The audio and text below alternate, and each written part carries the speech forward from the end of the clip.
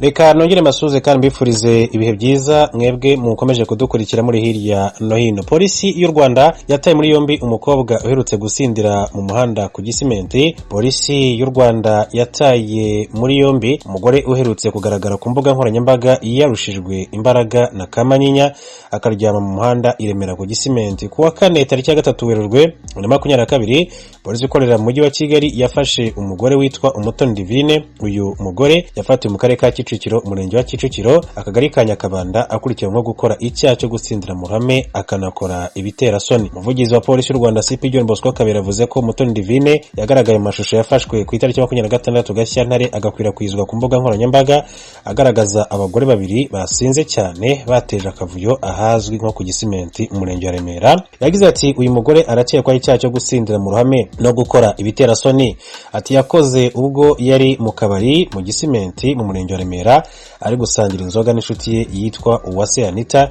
Ati bigeze masaha y'ijoro Umutoni yashatse gutaha agerageje gutega moto ananirwa kuyurira kuko yari yasinze, akomeje no guhatiriza yikubita hasi ananirwa kuvyuka akajya yikurura hasi. Abantu barahurura bamushungera basakuza cyane. Mugenzi we rero basangiye nawe agerageza kumwegura ariko biranga kuko bose bari basinze cyane.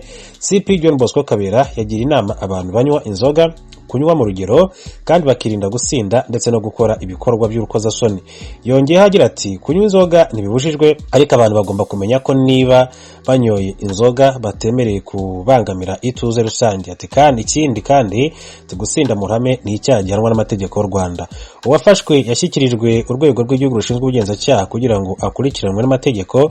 Mu gihe Uwase Anita bari kumwe agishakishwa ngo nawe akurikiranwe. Ingingo ya 268 mu itegeko riteganya ibyaha n'ibihano muri rusange ivuga ko umuntu wese usinda ku mugaragaro mu muhanda, mu kibuga, mu nzira, mu kabari, mu nzu y'imikino cyangwa se ahandi hose bateranira abantu aba akoze icyaha.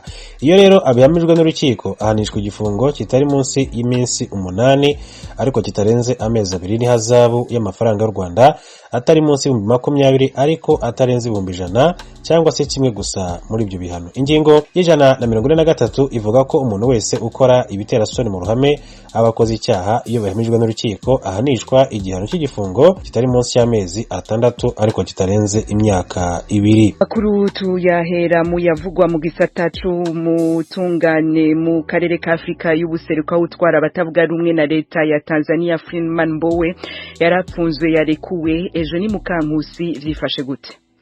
Tanzania yarekuye uwo muyobozi w'ishyaka rinini ritavuga rumwe n'ubutegetsi Freeman Mbowe nyuma y'uko abashinjacyaha bahagaritse ibirego bamureze mu mwaka ushize nk'uko ishyaka rye yabivuze uyu munsi kwa gatanu.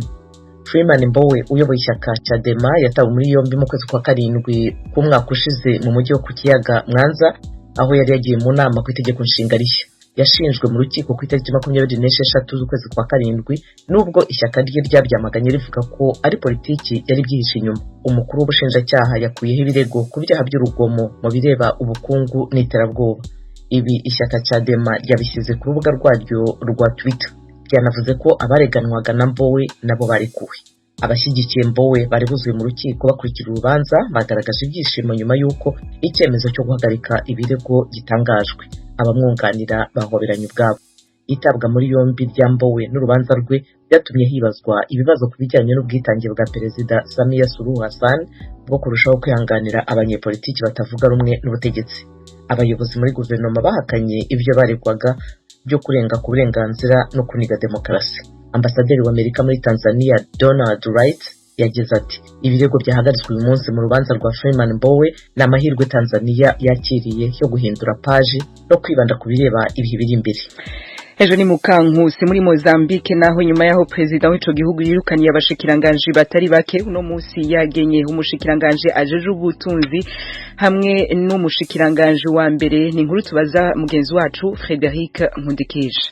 Philippe Nyusi ejo ku munsi wa 4 yaragenye Adriano Afonso Meleyane mu mabanga y'umushikiranganje wa mbere nyuma yaho akuriye Carlos Agostino de Rosario.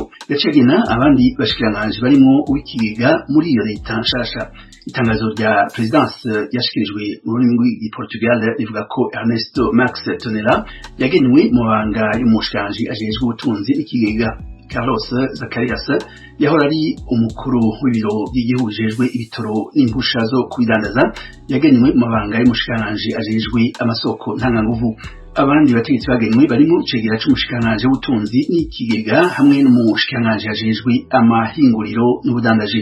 Ku munsi wa gatatu Nyusi yarakuye abashikiranganje batandatu atansiguro atanze. Tugaruke ku ruhande rwa Eugenie Mukankusi aje kutubwira ivya Leta Zunze Ubumwe za Amerika ivuga ko hakenewe ayandi majwi y'ibihugu vya Afrika mu kwerekana ko badashigikiye ibitero vy'Uburusiya muri Ukraine. Eugenie, mikro ni gwawe. Muri iki cyumweru ibihugu byinshi bya Afrika byatoye bishyigikira umwanzuro wamagana intambara Uburusiya bwagabye kuri Ukraine. Cyakora inzobere zivuga ko ibihugu bya Afrika bishobora kuzavuga ikintu gito kubyerekeye intambara no kurinda ubutaka bwa Ukraine n'ubusugire bwayo. Amerika irashaka ko ibihugu bya Afrika birushaho kuvuga ibijyanye n'Uburusiya mu gutera igihugu bituranye cya Ukraine. Avugana n'umunyamakuru w'umunyafrika ku ikoranabuhanga ejo kwa kane, uwungirije sekretari ushinzwe ibibazo bya Afrika w'Amerika Morifi yavuze ko abanya-Ukraine bakeneye inkunga ya Afrika. Yavuze ko Amerika ihamya ko amajwi y'abanyafrika afite akamaro mu ruhando rw'amahanga kandi ko ayo majwi afite umwanya mu biganiro rusange. Yongeyeho ko Amerika isanga iki ari igihe gikomeye cyihariye ku buryo umuryango mpuzamahanga ukwiye kugira ubumwe kandi ukavuga rumwe wamagana ubushotoranyi ukanashyigikira amahame remezo y'ibihe byose. Ayo arimo ubusugire, kutavogerwa, gukemura impaka mu mahoro no kurinda abasivili. Ku wa kabiri mu nteko rusange ya ONU ibihugu 141 byatoye byamagana intambara y'Uburusiya kuri Ukraine. Eritrea nicyo gihugu cyonyine cyo muri Afrika cyatoye cyanga uwo mwanzuro kandi ibihugu 16 byo kuri uyu mugabane byarifashe.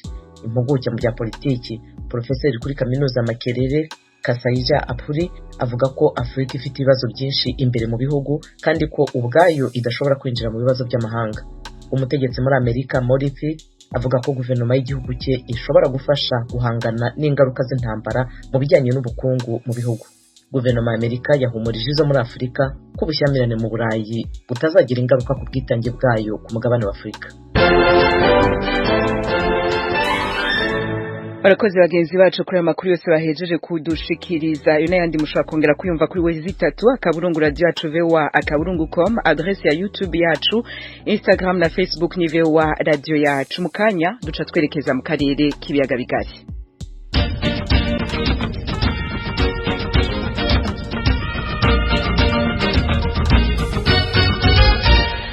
Amakuru mu karere k'ibiyaga binini tuyahera mu gisata c'impunzi n'ubutungana. Impunzi z'abarundi 50 zari zimaze amezi 5 zifungiwe muri Tanzania zarekuwe. Benshi muri bo bagirizwa gusohoka ikambi mu buryo butemewe n'amategeko no guhungabanya umutekano hagati mu ikambi. Inkuru irambuye n'umenyesha makuru wacu muri Tanzania James Jovin.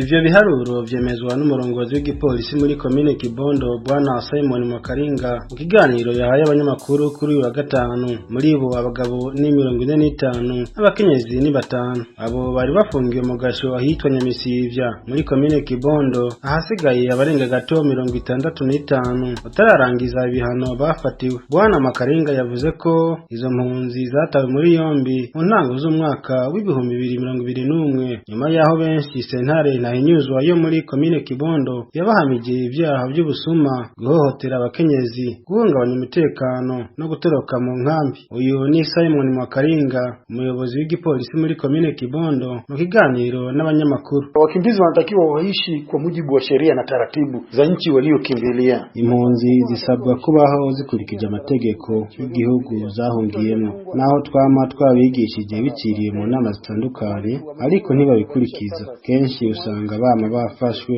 ku mpamvu zitandukanye. Benshi barafungwa ariko hari nabo turekura iyo dusanze atakibazo bafise. Aba mubona ngaha bamaze igifungo cyabo. Ubu rero hari abo dusubiza mu nkambi, hari nabo tuzoca dushikiriza leta y'u Burundi ku mpamvu iyo gukomeza tubungabunga umutekano. Tunakabidhi kwenye serikali yao. Muri ibyo biro by'igipolisi vya komine Kibondo twasanze bamwe mu mpunzi barangije igifungo bariko baritegura gusubira mu nkambi. Mu kiganiro n'ijwi rya Amerika bavuga ko benshi muri bo bafungirwa ubusa kandi batamenya n'ico bagirizwa, gusa babura uko bagira. Abantu benshi tubona baza badufata mw'ijoro badutwara mu gipolisi badufunga tutamenya ibitwagira kagira nk'uko ugasanga ngo baraje ngo n'ibisuma ntitumenye iyo bivuye kandi ubwo nta n'ikigwanisho na kimwe twebwe twahunganye mugabo tukagira nk'uko tugasanga barimo baratwagiriza ibintu by'ibigwanisho kandi hano igipolisi kirahari igisongosungu kirahari mugabe nk'ivyo byose bakadutaka amakesi kweri turebye ivyo byose bivana n'agahohotero turimwo turagira iki turimo turabona umubano mu nkambi ntumeze neza kuko hariho abantu bashaka kwironderera uburayi bakaza baratakwa amakesi abantu kugira ngo barabe yuko ngo bo batwara ngo hariho ibigo ngo buguruye ngo bitwa ngo by'amaprotection bashaka kuja mu ivyo bigo kugira ngo barabe yuko ngo boja mu bihugu byo hanze ico twosaba UN n'abajejwe umutekano ko basaba yuko abo bantu baza baratwara ubukesi kuntuzenya ku gipolisi abo bonyene baze bishikire kuwo muntu bahashike barabe ingo amataki bafitaniye n'abo bantu siyo ngo baze baratwara amakesi bagomba rero badufashe kwereka icerekeye ico kibazo nimba ari nk'umuntu baba bamwagiriza nk'ikintu bamutware ku murango kugira ngo natwe tumenye ati naka rero nahagiye